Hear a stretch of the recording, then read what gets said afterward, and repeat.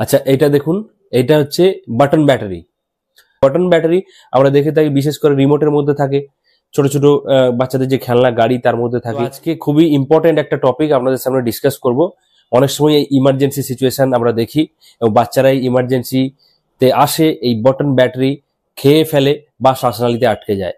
এটা কিন্তু খুবই টক্সিক একটা জিনিস। কি কি ক্ষতি করে, কিভাবে ক্ষতি করে, কি করবেন, সেই নিয়ে আজকের ভিডিও আপনারা শেষ পর্যন্ত দেখবেন। তো এই বাটন ব্যাটারি তিন ভাবে বাচ্চাদের ক্ষতি করে। একটা তো শ্বাসনালীতে যেতে পারে অবশ্যই।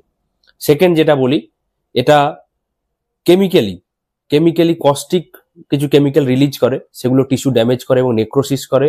এছাড়া ইলেকট্রিক, যেহেতু এর মধ্যে একটা ভোল্টেজ থাকে, চার্জ থাকে, এটাও ইলেকট্রিক্যালি কিন্তু টিস্যু ড্যামেজ করে। এছাড়াও কিছু হেভি মেটালস রয়েছে, সেগুলো কিন্তু ড্যামেজ করতে পারে। তো আপনি যেটা করবেন, যদি সন্দেহ করেন যে বাচ্চা এই বাটন ব্যাটারি ইনজেকশন হয়েছে বাচ্চার, বা খেয়ে ফেলেছে, বা শ্বাসনালীতে আছে, ইমিডিয়েট আপনি ডাক্তারের কাছে যাবেন, পেডিয়াট্রিশিয়ান বা জেনারেল প্র্যাকটিশনারের কাছে যাবেন। কারণ সময়টা খুব গুরুত্বপূর্ণ। 2 ঘন্টার মধ্যে কিন্তু ইন্টারভেনশন করতে হয় যদি এই বাটন ব্যাটারি ইসোফেগাসে থাকে। কারণ এটা মনে রাখতে হবে, এই বাটন ব্যাটারি ইসোফেগাস বা গ্রাসনালী সব থেকে বেশি ক্ষতি করে। তো আপনি পেডিয়াট্রিশিয়ানের কাছে যাবেন, উনি এক্সরে করাবেন, এক্সরেতে দেখবেন কোথায় আছে লোকেশন।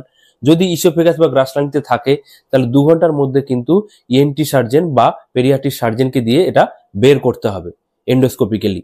এন্ডোস্কোপ দিয়ে বের করতে হবে, কারণ আদারওয়াইজ কিন্তু টিস্যু নেক্রোসিস হবে, ড্যামেজ হবে, হেমারেজ হতে পারে, বিভিন্ন কমপ্লিকেশন হতে পারে।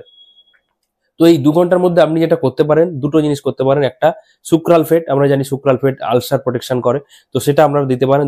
তাহলে কিন্তু ঘাটা কম হতে পারে বা এই যে কেমিক্যাল ড্যামেজ এটা কম হতে পারে। সেকেন্ড যে মধু, 1 বছরের উপরে শিশু হলে আপনারা মধু দিতে পারেন, কিছুটা অ্যামাউন্ট 2 to 5 ml আপনারা দিতে পারবেন। সেক্ষেত্রেও কিন্তু টিস্যু ড্যামেজ কিছুটা কম হবে। যদি এক্সরে করে দেখা যায় এটা ইসোফেগাস পেরিয়ে গেছে, স্টমাকে আছে, সেক্ষেত্রেও আমরা কিন্তু এন্ডোস্কোপিক রিমুভাল করার চেষ্টা করতে পারি।